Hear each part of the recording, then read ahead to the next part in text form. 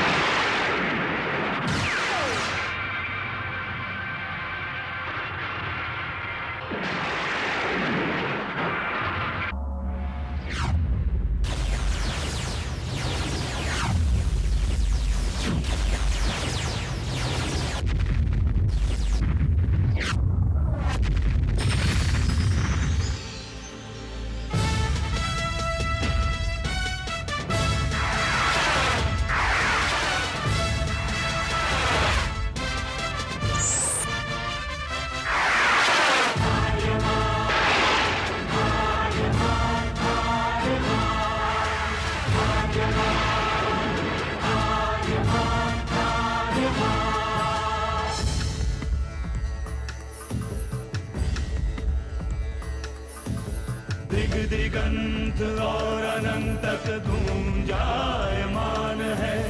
ब्रह्मनाद है विधि का वो अटल विधान है। धर्म की अधर्म पर विजय का वो प्रमाण है। जायमान है वो अटल विधान है। विजय का वो प्रमाण है। ब्रह्मांड का महान योद्धा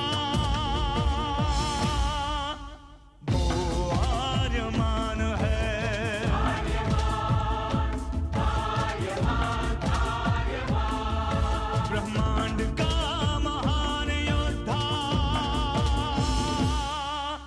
वो आर्यमान है।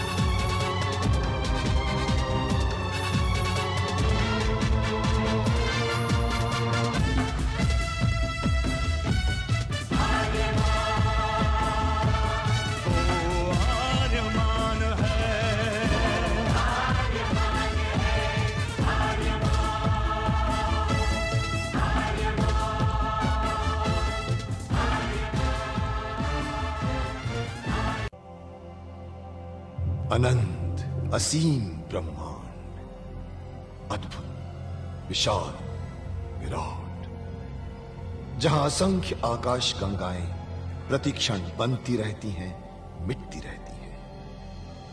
हर आकाश गंगा में होते हैं अनगिनत तारे, अनेकों सूरज, और सूरज के साथ होता है अपना सौर मंडल, जिसमें रहते हैं अनेकों ग्रह। न जाने कितने सूरज चमके और बुझ गए, न जाने कितने तारे चमके और खो गए, न जाने कितने ग्रह, कितनी पृथ्वियां, कितनी सभ्यताएं बनी, बढ़ी और खो गई समय की इस अनंत धारा में। इन्हीं अनजानी परंतु अमर गाथाओं में से एक है महागाथा ब्रह्मांड के योद्धा आर्यमान की। बहुत समय पहले पृथ्वी से लाखों प्रकाश वर्ष दूर आर्याना आकाश गंगा में एक ग्रह था, थार।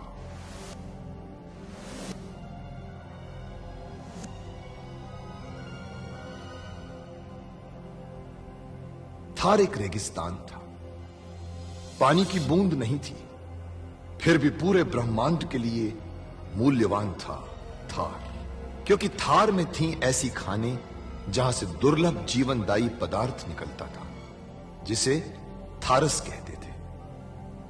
यह किसी भी ग्रह की जहरीली से जहरीली हवा को भी रासायनिक प्रक्रिया से प्राणवायु बना देता था, जीने के लायक बना देता था। कहावत थी, थारस जिसके वश में, पूरी आकाश गंगा उसके वश में। आर्याना आकाश गंगा की संरक्षक संस्था ओमियान के नियमों के अनुसार थारस को कोई भी व्यक्ति अपने वश में नहीं कर सकता था। यहां तक कि थार ग्रह का राजा जारांत भी नहीं। राजा होते हुए भी जारांत अपना राज्य गणतंत्र प्रणाली से चलाता था। खानों से निकलने वाले थारस का 25% भाग ही थार ग्रह के हिस्से में आता था। बाकी का हिस्सा ओसेक अंतरिक्ष संगठन में चला जाता था। ओसेक आरियाना आकाश गंगा के व्यापारियों का संगठन था और जिसका संचालन अंतरिक्ष में बनाए गए एक कृत्रिम ग्रह ओसेक से होता था। मगर ओसेक संगठन में कई व्यापारी ऐसे भी थे जो अति महत्वाकांक्षी थे, जो पूरे ब्रह्मांड में अपना आधिपत्य स्थापित करना चाहते थे। परंतु जब तक ओमियान था तब तक कोई कुछ नहीं कर सकता था। ओमियान अंतरिक्ष के लोगों की संरक्षक संस्था थी जो अंतरिक्ष के निवासियों के हितों का पूरा ध्यान रखती थी और अपनी शांति सेना के द्वारा संपूर्ण ब्रह्मांड में शांति और व्यवस्था बनाए रखती थी। इसी ओमियान संस्था का अध्यक्ष था महान होशिंग। होशिंग जिस ग्रह पर रहता था उस ग्रह का नाम था कुरुक्षेत्र, जहां आज छिड़ी हुई है एक महाजंग। मैं पूरी कोशिश कर रहा हूं महासामंत।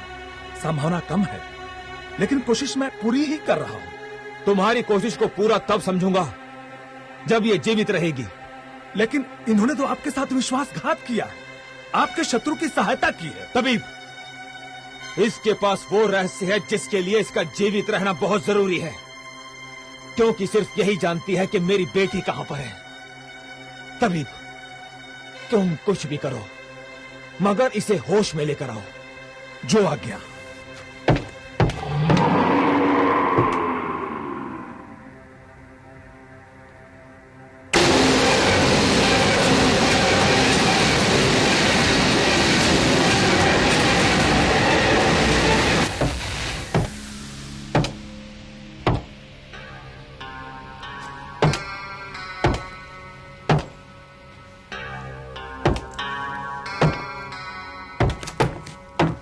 तबीब जी, अभी तक ये होश में क्यों नहीं आई? पता नहीं क्यों।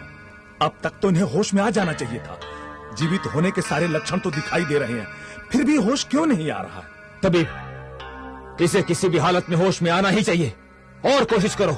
सांस लगभग रुकी हुई है, हृदय की गति भी धीमी होती जा रही है। रक्त का प्रवाह तो है परंतु इतना धीमा कि कभी भी रुक सकता है। हम अधिक देर तक इन्हें जीवित नहीं रख सकते महासामंत नारद।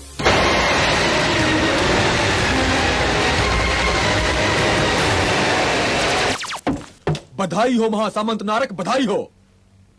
अभी अभी सूचना मिली है कि हमारे सैनिकों ने आर्यमान के यान को मार गिराया है।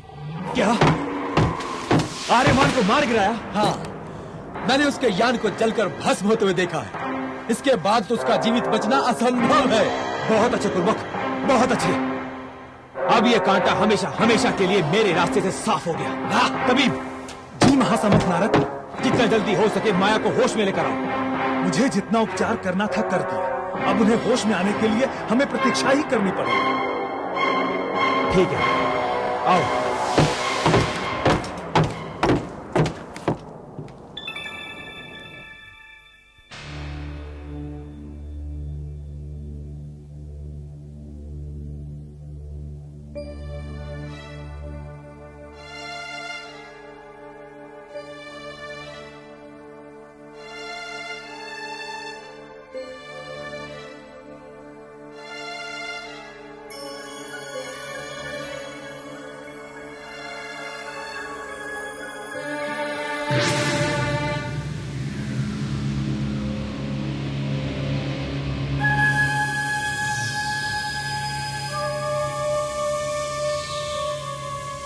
ये क्या? ये रोशनी की तरंगे कैसी हैं? तबीब, इसे पकड़ो और पता लगाओ ये कहां जा रही हैं।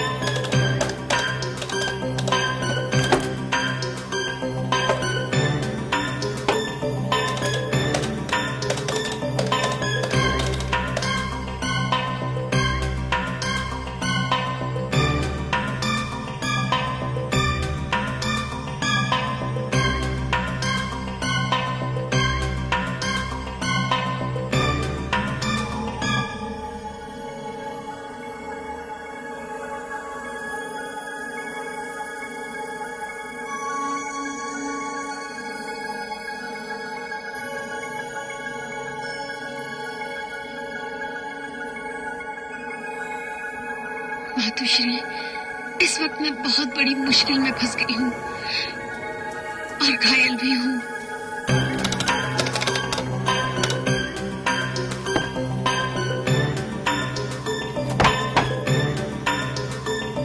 महासामंत नारद, ये तो ध्वनि तरंग है।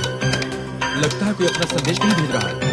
पूर्वक इन ध्वनि तरंगों को आवाज में बदलो और सुनो इन्हें कौन भेज रहा है और पता लगाओ ये कहां जा रही हैं। जाओ।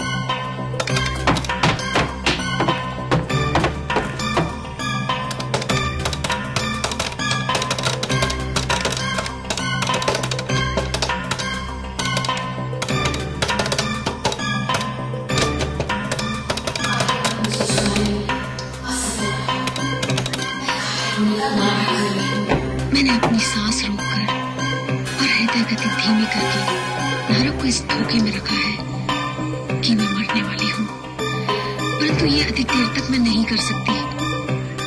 नारक मुझे इसलिए जीवित रखना चाहता है कि वो मुझसे अपनी बेटी तेजी का पता मालूम कर सके। तेजी का पता मिलते ही वो मुझे मार डालेगा, इसलिए अब जितनी जल्दी हो सके तेजी को संविधान से बाहर किसी सुरक्षित जगह भेज दीजिए। समय बहुत कम है। जब तक मैं बेहोश हूँ तभी तक मेरा और मेरी बेटी का जीवन सुरक्षित है। आप उसे जहाँ भी भेजेंगी। माया, माया, तुम्हारी ध्वनि तरंगे टूट रही हैं। माया, लगता है कोई हमारी बातें सुन रहा है। कुर्बक, मुझे मेरी बेटी का पता चल गया। तेजी संविधान में है। संविधान पर आक्रमण करने की फौरन तैयारी करो। तभी जब तक मैं वापस ना आऊं, माया को जीवित रखना, उसका नाटक क्यों ही चलने देना, और जैसे ही तेजी मुझे मिल जाएगी मेरा संकेत पाते ही माया को खत्म कर देना। जो आगे। आओ कुर्बक।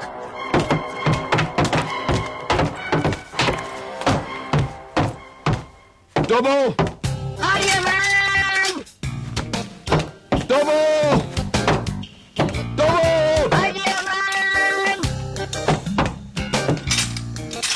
अरे ऊपर क्या कर रहे हो? नीचे आओ। नीचे नहीं, नहीं है।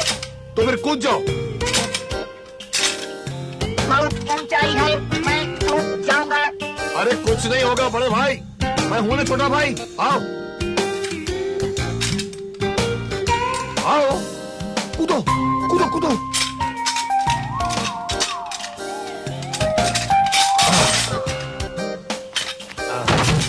देखा?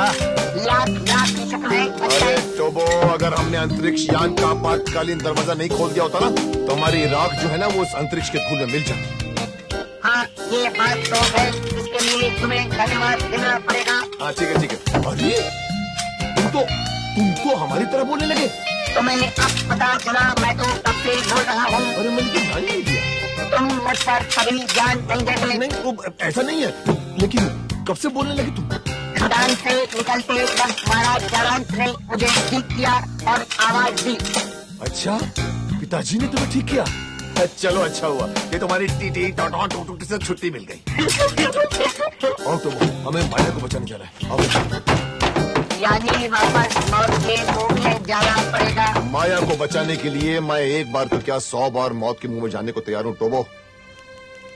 माया ने हमारे लिए अपने जीवन को दांव पर लगा डाला, तो हमारा भी फर्ज बनता है टोबो कि हम उसे नारक के नरक से निकालने चले। आओ चलो। लेकिन हम माया तक जाएंगे कैसे? उसका भी कोई इंतजाम करना पड़ेगा टोबो। आओ।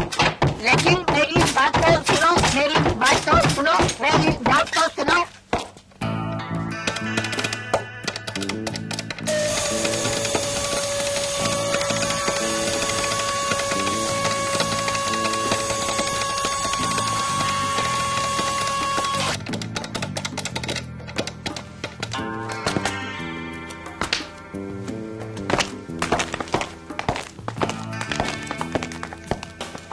आओ टोबो, जाने का इंतजाम हो गया।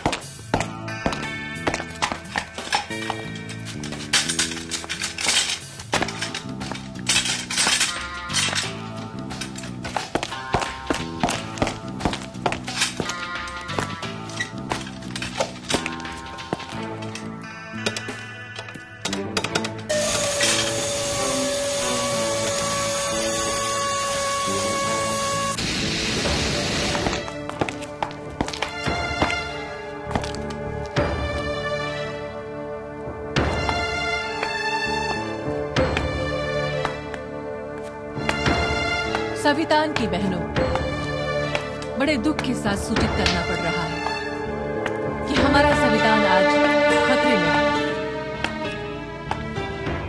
आप सबको इसके लिए पूरी तरह से तैयार रहना है कि यदि कोई खतरा आए तो उससे किस तरह से मुकाबला किया जाए।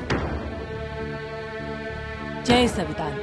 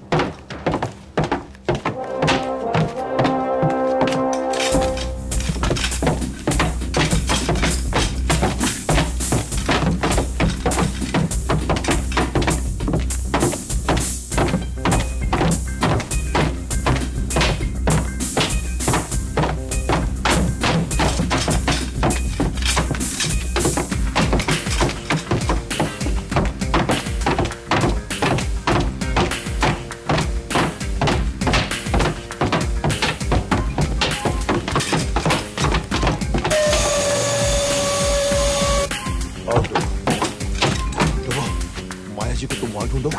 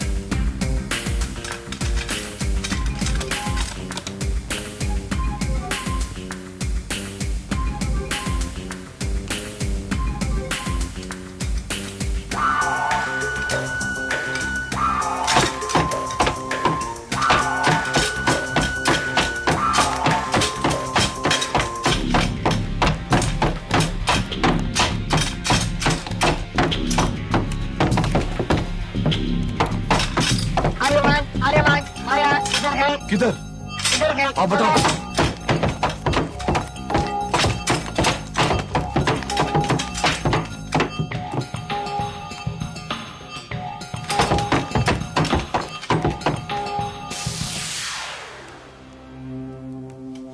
तो वो चुपचाप मेरे साथ चलते रहना। चलो।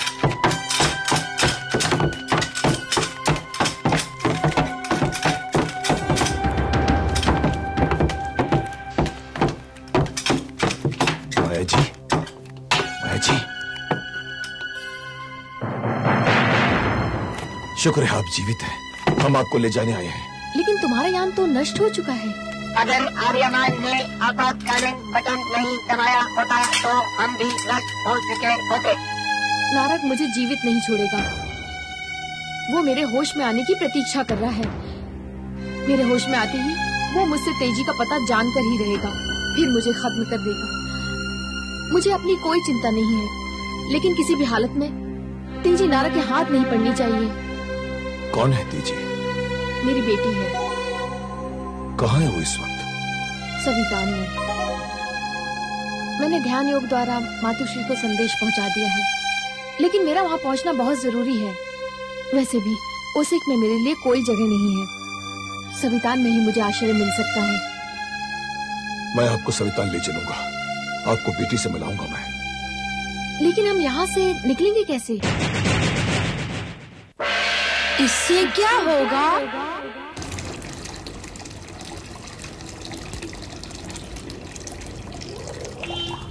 क्या बंद क्यों कर रहे हो? देखो राहुल, सुबह उठकर ब्रश करना बहुत अच्छी बात है, लेकिन ब्रश करते समय नल को खुला कभी नहीं छोड़ना चाहिए। इससे क्या होगा? देखो राहुल, पानी हमारे लिए बहुत कीमती होता है। हमारी पृथ्वी में पानी की कमी नहीं है, परंतु इस्तेमाल करने वाले पानी की मात्रा दिन ब दिन कम होती जाती है। इसलिए पानी इस्तेमाल करते समय हमें चंद बातों का ख्याल रखना चाहिए। कपड़े धोते वक्त उसी पानी को दोबारा पेड़ पौधों के लिए इस्तेमाल कीजिए। ब्रश करते वक्त, जैसे कि ये राहुल ब्रश कर रहा है, नल को कभी खुला न छोड़े। बर्तन धोते वक्त बर्तन को गीला करके उसे नल के नीचे खुला न छोड़ दो। आपके आसपास या पड़ोस में कोई पाइप लीक हो रहा हो पानी का, उसे तुरंत ठीक कर दें। क्यों, समझ गए ना राहुल? इससे क्या होगा? इससे पानी की बचत होगी। उससे क्या होगा? उससे हमें पानी की कमी से जूझना नहीं पड़ेगा, और फिर हम उस पानी को दोबारा किसी और काम में भी इस्तेमाल कर पाएंगे, जैसे कि किसानों को हम पानी सींचने के लिए दे सकते हैं। उससे क्या होगा? इससे किसान हर मौसम में ताजे ताजे फल और सब्जियां उगा सकेगा। अब तुम बताओ कि इससे क्या होगा? मैं ब्रश करने के बाद ताजे ताजे फल खाऊंगा और स्ट्रॉन्ग हो जाऊंगा। अरे वाह, क्या बात है। अब आप लोग भी समझ गए होंगे कि इससे क्या होगा।